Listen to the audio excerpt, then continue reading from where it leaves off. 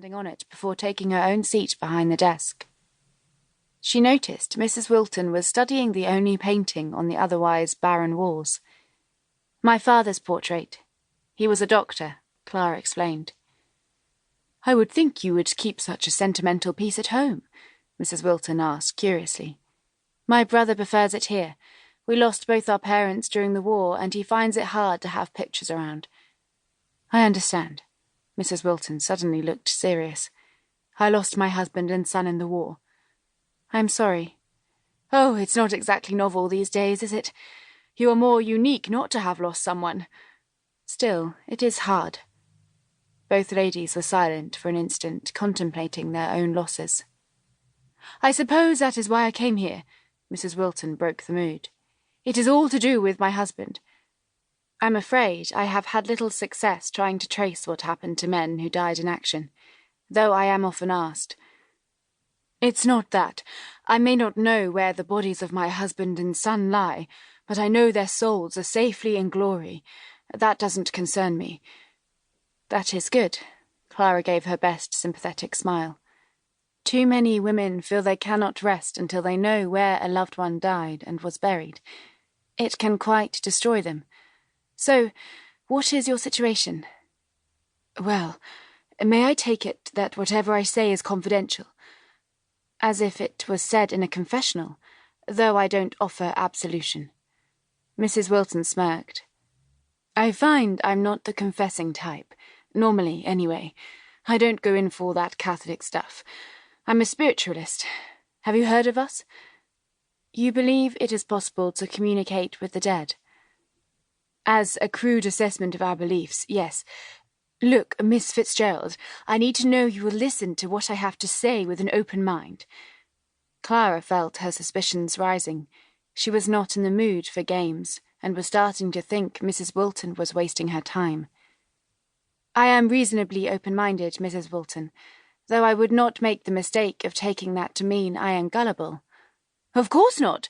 It's just some people will laugh at one when you talk about the afterlife and so forth."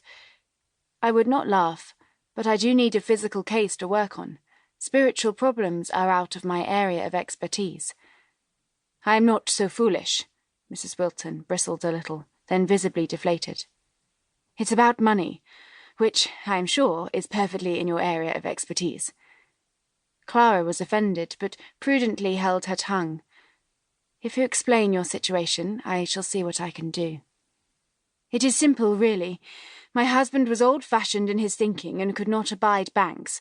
He promised me before he went to the front that he had left me a sizable sum of money, should the worst happen, to safeguard my future."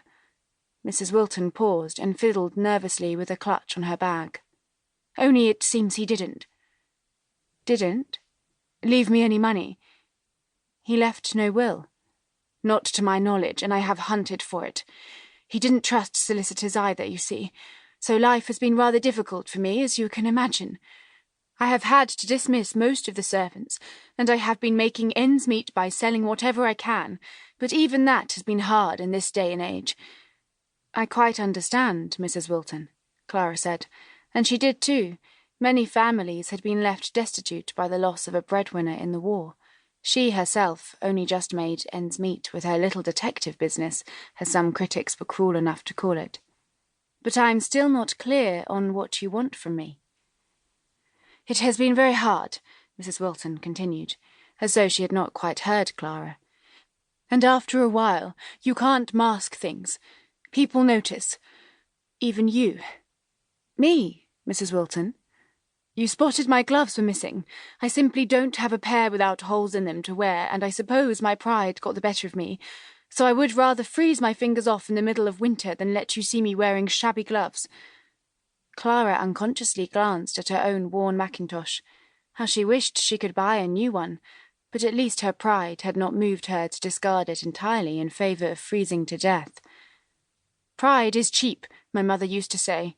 Mrs Wilton sighed heavily. "I think she meant that everyone could afford to have some in themselves, but I wonder now if she was really quite wrong. Pride can actually cost a person quite a lot." "Would you like a cup of tea?" Clara interrupted, as the kettle started to faintly whistle. She decided it was time to move the conversation.